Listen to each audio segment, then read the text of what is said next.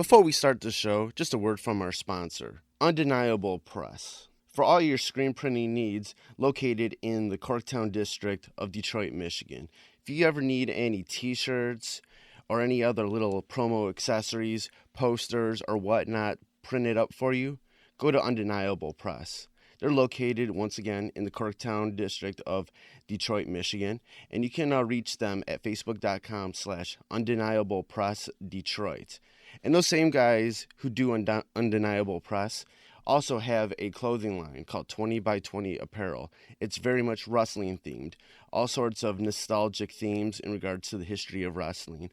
And you can go check out their clothing line at 20x20apparel.com. That's the number 20x, the number 20apparel.com.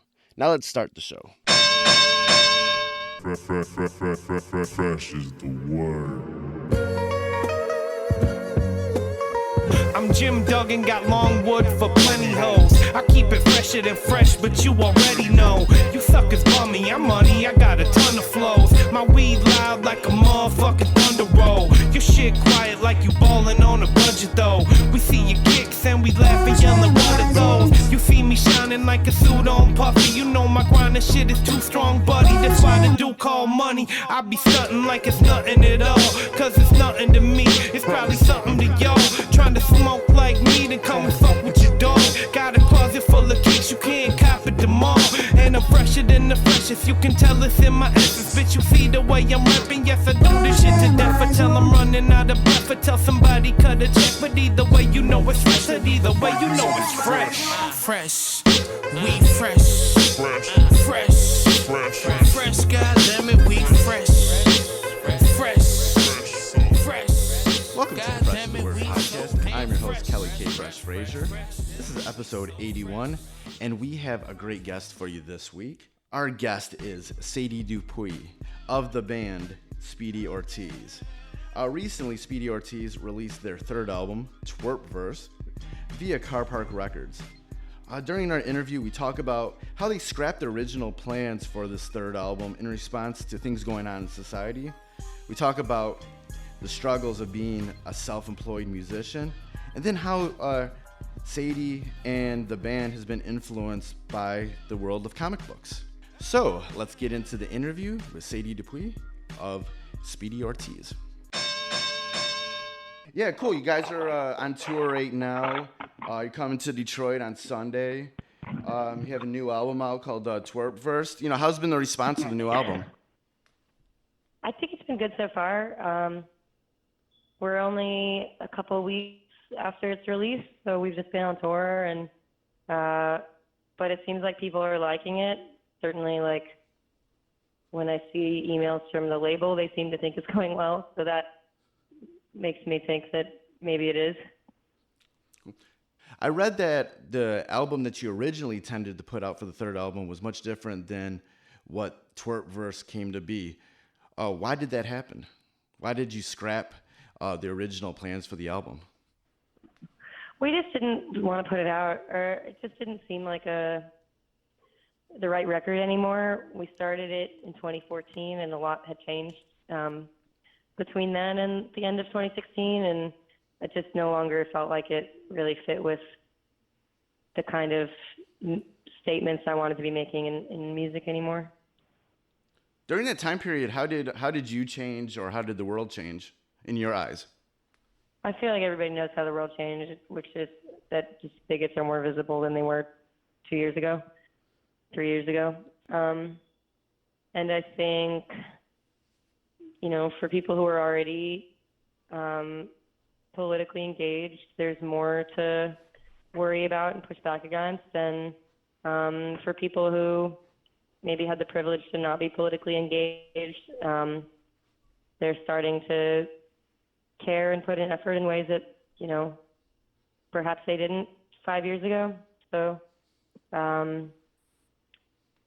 yeah, I just didn't feel like writing a bunch of love songs anymore. Didn't really seem like it was, it would have been disingenuous based on what I actually care about, you know? The resulting album that is Twerp Verse, what do you want your listeners to come out, getting from this album based on everything you just said?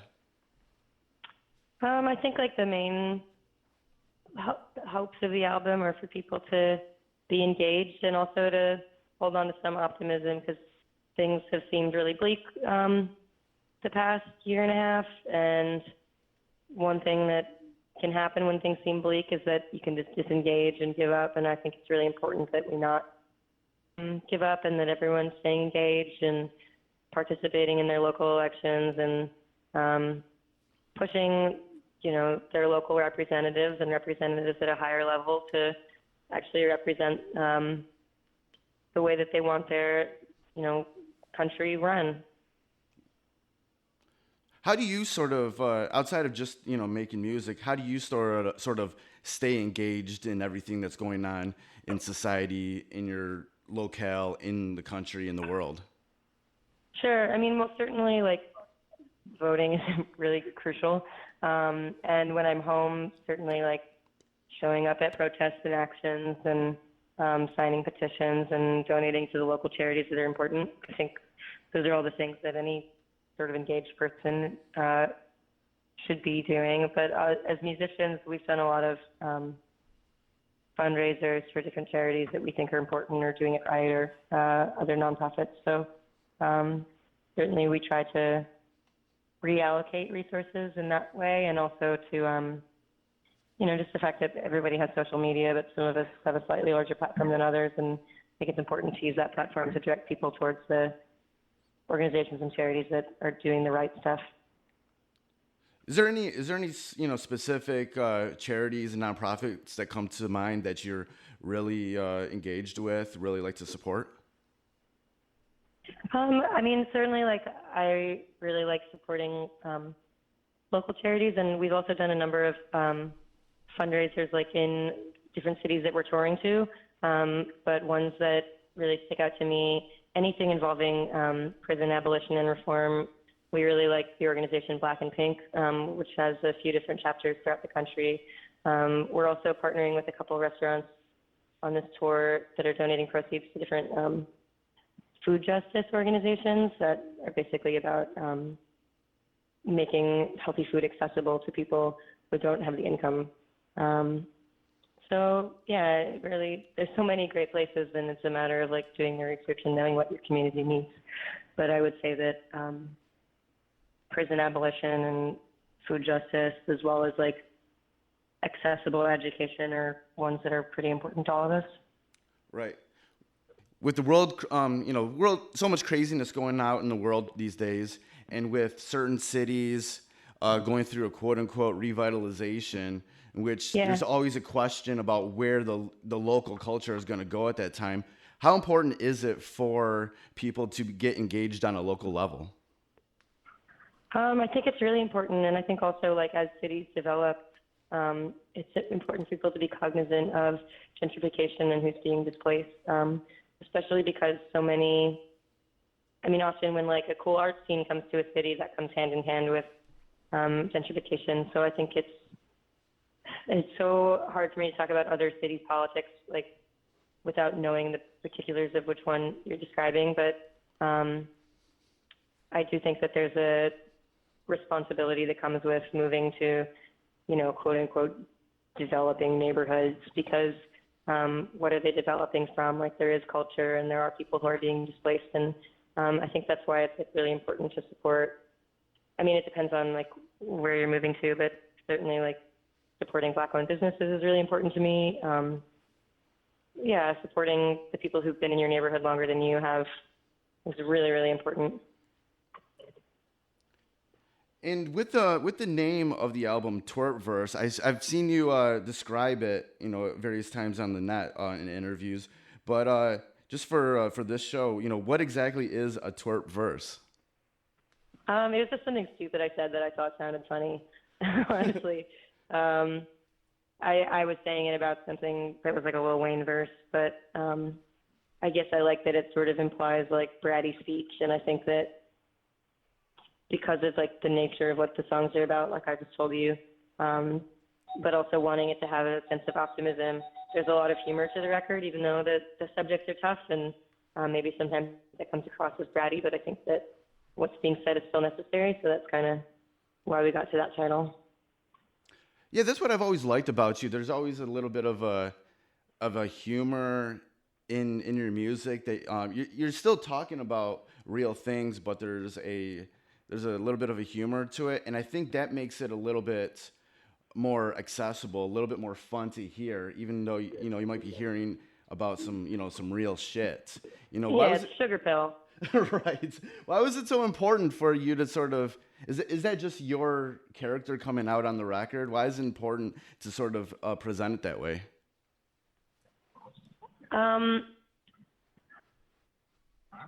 Sorry, there's some confusing stuff going on in the band.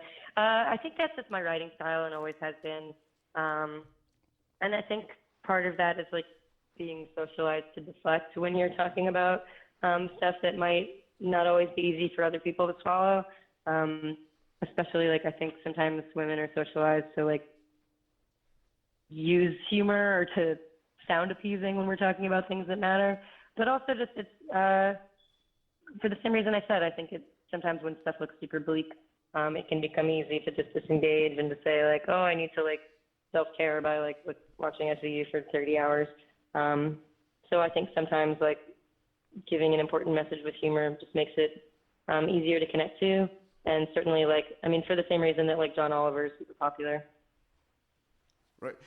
Yeah, you just mentioned there is an idea that exists that with women they might need to present it in a way from a socialized standpoint to make it easier to swallow. Do you ever sort of struggle with feeling like you have to present something in a certain way because you are a woman?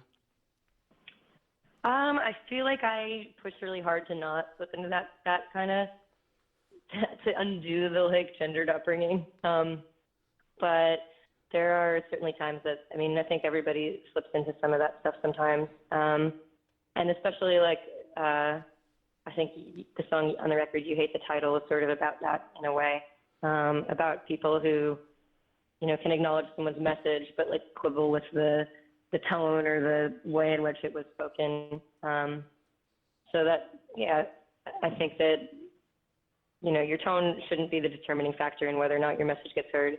But I do like to have fun with humor. So if that helps, then great. When you sort of look back as, the career of the band Speedy Ortiz, where you're at now, where you came from, what sort of pops out on your mind in regards to the progression that you've gone through? It started as just a hobby band, and just because I had these songs and wanted to play with some other friends, and we just did it because we liked playing, and it's interesting to watch that transform into your main job. But it's still very much that for me, enjoying writing music and enjoying the people I get to play it with, and getting to do that on the road. So in some ways, it hasn't changed, but certainly the subject matter, I think, has gotten much less interior. Because when I first started writing, I was just writing these songs for my friends to hear, and it was this horrible breakup. Let me go deep on this guy. And now I don't really care about that kind of stuff so much, and it's more the same thing I said before, recognizing that we do have some platform and that there are more important things to talk about. And if people are going to be listening to us anyway, I'd rather them listen to something positive that maybe gets them to think about their choices in their life in a different way, or just feel better about the stuff that we all get put through. Is there anything that you miss about the times when you were first starting the band? It was just almost like a hobby. Is there anything that you missed about that time? Yeah, I miss having a day job and an office and a desk. And I feel like that sounds sarcastic, but I really like all that stuff. That's an interesting... I have so many staplers, so many pens. That is an interesting take, because most people are trying to get out of their day jobs. I know. I truly hate being self-employed, and I'm not good at it. And I used to be a freelancer and was never again. Let me get this job and hold on to it for the rest of my life. And it's so funny that now I am self-employed again. But, I mean, I love getting to play music on the road and being a touring musician. I wouldn't really trade that for anything. And it's such a rare experience that, like, so many of my friends who do tour but, like, don't get to do it as their, like, full-time thing. So I have no regrets, but I did really like having a desk. My desk with, like, my drawers, my file organizers. How do you sort of like balance all of that? If it's something that you were like not really comfortable about doing, how do you sort of wade those waters of being self-employed when you really sort of enjoy that security of having a regular job? I mean, to be fair, we get a ton of help. We're lucky to have a record label, and we have, publicists, we have booking agents, we have, it's very different from when we started, when it was like totally DIY. And every member of the band takes on some aspect of the work. So like, while I am technically self-employed, like I'm in tandem self-employed with like my 3 bandmates and the team that supports us. So it's way less work than having to like do everything as a freelancer. I mean, it's still a lot of work, but it's a different kind of work. How do you go about, with your other band members, going about sort of being a cohesive unit to be able to, get shit done on a regular basis, be able to tour properly or get the album done? What goes into making sure everything gets done? A lot of like keeping a list, to-do list. Sorry, everyone in the van is really excitedly chatting because we're on our way to a restaurant. We just found out that Miley Cyrus is at the restaurant. So to be totally honest, I missed your question because everyone's freaking out because Miley Cyrus is at the restaurant we're going to. Oh my goodness. I'd be excited too. But I think you were asking me how we get shit done. Yeah. I think like it's some combination of things. Like any one of us will have an idea of something we want to accomplish, and maybe we'll like chat it out together to figure out how to make that happen. Sometimes stuff just comes to us by chance. Like we did a thing this month. We're going to be in an issue of the Archies from like Archie Comics. Oh, hell yeah. And that just kind of fell into our lap from like Twitter. Or sometimes it'll be like, we did a collaboration with Jaime Hernandez, who's the artist who made Love and Rockets, who created the character Speedy Ortiz that we're named after. And we were like, it would be really cool if we did some art with Jaime on this record. So he did a portrait of the band that's on a billboard now. So like, it's any combination of things. Just one of us will have an idea of something that would be cool for the band to do, and we'll tease through different options to see if it's possible, and sometimes it's not. And if it is, then that's awesome. Yeah, I read that. Yeah, like I knew that the band was named after a character from Love and Rockets, and then you were able to get the artists who worked on that. How did that feel to like for that to happen? It's really cool, especially because those comics were super meaningful to me, still are. But while I was first starting this project, I was rereading a lot of those comics, and they kind of got me through some very difficult moments. So it's a big honor to even be in touch with Jaime, much less to have him draw something for the band, much less having it be our likenesses that is now on a billboard. So it's very surreal. But we would never have known if we hadn't thought to ask. So it's cool when stuff like that comes together. Yeah, a lot of my guests that I've had recently on the podcast have been comic book authors from around the Midwest. Oh, really? Yeah. So who did you get? There's I've had Stephanie Menard, Casey Pierce. Cool. And then Victor Dangerous Jr. He was just on last week's. Yeah, I just started kind of going to Comic-Cons recently. Once there's this rap group, Twisted. Did you ever hear of them? Yeah, I know Twisted. Yeah, they started this pop culture convention this past February called Astronomicon. That was the first one that I went to, and I met a lot of the artists in Artist Alley, and I was like, hey, we should just do an episode of the podcast. I really like talking with you. And it was cool to sort of get in touch with and kind of like break down like what their creativity comes from. Totally. Yeah, many times it's really similar to the musicians, a lot of the stuff that they go through. What was like growing up reading something like Love and Rockets, or whatever else, if you were reading anything else, what did you get out of those comic books? Well, I was just like a total loser when I was a little kid. I mean, I probably still am as an adult, but Oh, no. I started reading Archie comics when I was young, and like Mad Magazine and stuff like that. Because my mom would just pick them up for me from the newsstand. Right. But as I got into like middle school, I was really into manga and basically just like read comics and didn't have friends. And I thought, and my mom is an artist, and I just thought I was going to make comics and that was going to be my life. And as I got older, I'm like, oh, I'm not actually really that good at drawing. But I've always read comics and really appreciated them, and been lucky to make friends with a lot of my favorite comic book artists. Like Michael DeForge is a really close friend of the band, and he was already one of my favorite graphic novelists before that. But yeah, like when I was my band prior to Speedy, I just like didn't know ever like what to write songs about. Because I just had this like kind of boring life, and I would just write songs about comics I liked. So we did a whole EP that was about the Charles Burns book Black Hole. We did one that was about From Hell, and yeah, I'm a big fan. I don't know. Right. Growing up, I really wasn't much of a comic book person to the past couple of years, but.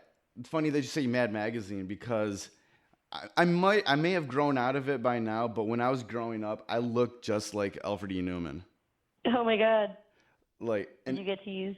And everybody used to say it. Like, oh, so funny. Until one day, my mom actually bought me a T-shirt that had a huge Alfred E. Newman face on it, so I just sort of like wore it and was just like embraced it. That's really funny. Sometimes you gotta just embrace it. Right. Looking at like all the cover artwork that's been for the Speedy Ortiz releases, is it influenced from the comic book world? It's a lot of sort of drawings and stuff like that. Where's the sort of inspiration for all the cover artwork? Yeah, I mean, it comes from different places, but I think that my primary like background when I was making art as a kid was liking to draw comics. So I think my style is very much sort of cartoony, and that plays into what I make with the artwork. But I also really like working with mixed media. So I do a lot of like sewing and embroidering and painting different things into the canvas. So especially on this record, there's a bunch of like weird objects that are just painted in, whether that's like incense or matches or string, twine, whatever. So it's some combination of like my own drawing skills being, I wouldn't say limited because I love, I wouldn't say limited to comic style because I love comics, and some of my favorite artists like Jaime Hernandez work primarily as graphic novelists, but I'm not really great at doing anything beyond that. So I think it's some combination of comics fandom plus like mixed media. And like I said, my mom is an artist and a painter, so most of what I know just from watching her when I was a kid. Would you ever want to, or even have plans to have like an official Speedy Ortiz comic book? That would be pretty cool. What would it be about though? We're so boring. We just like go to Whole Foods and then like get excited about Miley Cyrus. Like that would be it. No, there's a lot of people who just have lives like that, and it would connect to them. Throw some little humor into it. It'll be like Seinfeld or something. I don't know. Well, we've done like I'm just going to talk about comic artists now.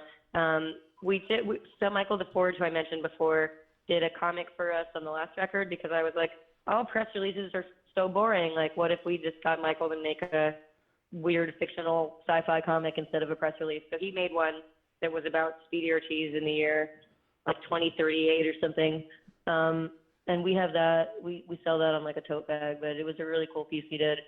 And then on this record, the music writer Charles Aaron, who'd been the music editor at Spin Forever, did this like really weird bio of us that we wound up the label couldn't use it for our like traditional bio, but we were like, what if we got an artist to make a comic with this bio. So Kathy Johnson, who's another comic artist I like, who does a lot of stuff with like graphite and pencils and charcoal and stuff, did a comic with Charles Peck. So we have that as well. So we've done like 2 like short run, like Speedy Ortiz, like 1-sheet comics. So maybe if we just keep doing that every time a record comes out, we'll have a full comic at some point. Right. You were just speaking about all the sort of mixed media stuff that you like to do also in conjunction with the band. Is that something you would like to pursue more in public and have like sort of other avenues to do certain things like that? I do like working on art. I don't have a ton of time because I'm on the road so much, and it really depends on like being at home and having access to my materials. But I do love working on art, and I like my mom, like I said, has been an artist, and I always worked on projects sort of with her, but I never really took it seriously. And then I had some weird issue the last semester when I was in college, where I had technically graduated and finished everything that I needed to do, but there was a residency requirement, and they required me to enroll for 1 more semester, even though I had finished my credits for my degree, which is basically a weird cash grab thing. Yeah. Colleges are, you know, I'm very thankful that I went to college, and but you know, they really want your money. So I had to take like a low enrollment semester just to satisfy this residency requirement, and I just took like piano lessons, like painting class, and like independent study poetry. So it was great, and I took a painting class at the studio, and it was the first time I was ever like, oh, I actually like really enjoy having the mental space to work on these projects. So the only time I ever really get to is when Speedy has artwork, but sometimes I've been commissioned for other things, like show posters or like other friends' album artwork, and it's really fun for me. So I would definitely do more, but it's, again, like the perils of being like semi-self-employed. The band stuff takes up so much of my time that I don't really get a lot of time to dedicate to artistic projects. So when we do album art, I get really into it, and I spend a lot of time on it. It's like every 2 years I get to do that. Right. How do you sort of like, keep things together when you're touring? How do you, keep your, mental health in check, or your just health in general in check when you're touring and got so much stuff to do with the band? I think part of it is just trying to cling to any routine that's available to you on the road. Certainly, I mean, we all have our own things that we do, whether that's like Andy's really into stretching right now. Just making sure that you can have some routine, whether that's following, a dietary thing that makes you feel healthy, or carving some time out to take a walk by yourself. Personally, I like to just like read in the van all day and kind of feel like I'm in my own space, because I am used to being at home and like not seeing a lot of people, so tour can be a little overwhelming because there's so much of a social aspect to it. Yeah. Just like seeing people every day. So we all have our own different things that we do, whether that's just like, watching movies in the van, or reading, or taking walks. But it's also been a long time of doing this full time, so we sort of know the routine at this point. As a band that's, been doing, doing this band for so long, and is now, like you said, you're like self-employed, but you do have people around to help you. What advice would you have for, up and coming bands that are sort of on the same road that you are? I think it's really important to start out doing it yourself. We spent the first few years of the band self-booking everything, like self-promoting everything. And it gave me a sense of like how much work is required, and also like what I like to happen and what I don't.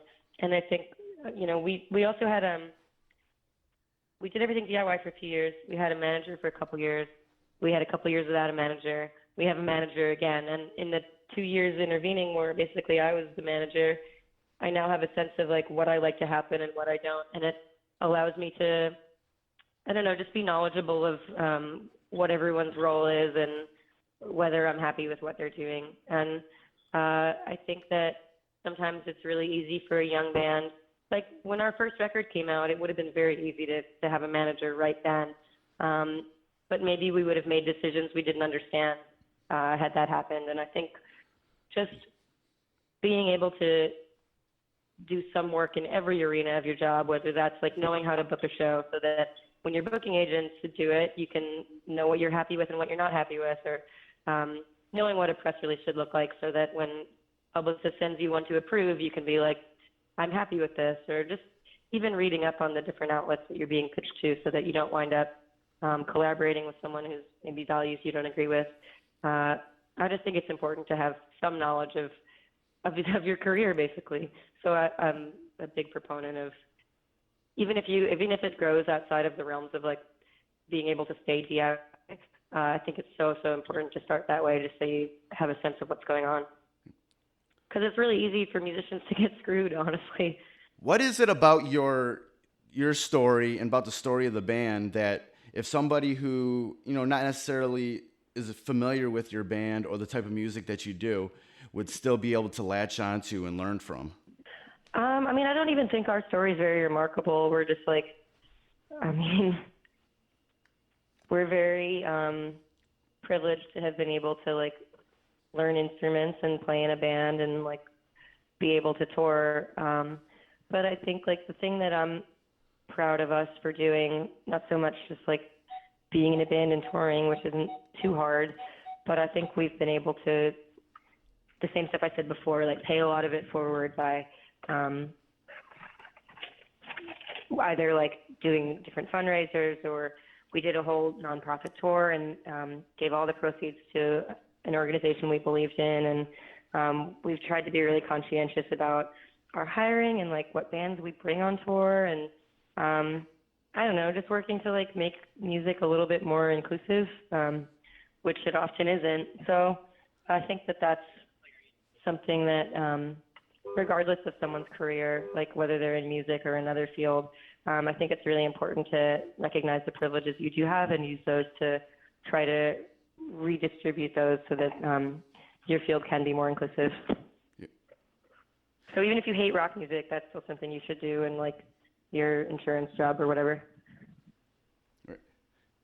Just to wind down this podcast, I usually end all my interviews with the same question, and that question is, who is somebody that's been a part of your life or career that I could realistically interview for the podcast that would have some good stories to tell? You should interview Charles Aaron, honestly, the guy I was talking about who was the music editor at Spin Forever. He is like one of the most interesting people I've ever met, and just such a thoughtful person who's really just, really knowledgeable about music, obviously, but also about so many of the other factors that play into music, whether that's like race or gender, regionality. He's just wonderful. And like a fun aside is that I was his intern like 10 years ago, and he basically saved my life by hiring me to do some like freelance work for him when I was working at a law firm, and it was like the most soul-crushing job I ever had. So Charles literally saved my life by hiring me, and he is one of the most genius writers and people that we know. So Charles Aaron is my recommendation. All right, thanks. Good suggestion. Cool. If anybody wants to find out more information about Speedy Ortiz or anything that you're doing, where can they go online? Just SpeedyOrtiz.com. Cool, and everything will be there. Website. Okay, cool. Cool, yeah, it was great talking with you, and I'll definitely come say hi to you on Sunday when you're in Detroit. Okay, cool. All right, we'll see you in a couple days then. All right, great. Be safe on tour. All right, thank you. Bye. Bye-bye. So that was my interview with Sadie Dupuis of the band Speedy Ortiz. They're going to be in Detroit on Sunday, May 13th, so I'm definitely going to go check them out. And now on to the Fresh of the Word, Fresh Pick of the Week. This week's pick is the new album from Detroit hip-hop artist Chris Orrick, titled Portraits. Orrick, formerly known as Red Pill, already has a great catalog of work, but he really outdid himself with Portraits, and he really is a voice of that blue-collar, everyday working person in our society. Through the production of the likes of Nolan and Ninja, Anra, Apollo Brown, and a few others. Chris Orlick was able to literally, through his well-articulated words, paint these stripped-down portraits of who he is and what he believes in through each song on Portraits. So definitely go check out the new album, Portraits, from Chris Orlick. It will all be linked up in the show notes. Before we get out of here, I definitely want to remind you how you can support the podcast. You can always go to the website, freshasthepodcast.com, and just share any links from the website on your social media. You can also subscribe to Fresh as the Word on Apple Podcasts, Stitcher Radio, Mixcloud, Soundcloud, Google Play, and TuneIn. Just search Fresh as the Word, and it'll pop up. Please definitely leave a review and a rating on any of those platforms. If I see that there's a review, I'll definitely read it on a future episode. If you want to follow me online, you can go on Twitter and Instagram at Kelly Omega Fresh, and I'm on Facebook at facebook.com/KFresh. Fresh is the Word you can follow on Twitter at FITW Podcast, and on Instagram at Fresh is the Word Podcast, on Facebook at facebook.com/Fresh is the Podcast, and on SoundCloud at soundcloud.com/Fresh is the Word Podcast. Thanks again for listening to Fresh is the Word. Goodbye and good night. Fresh is the word.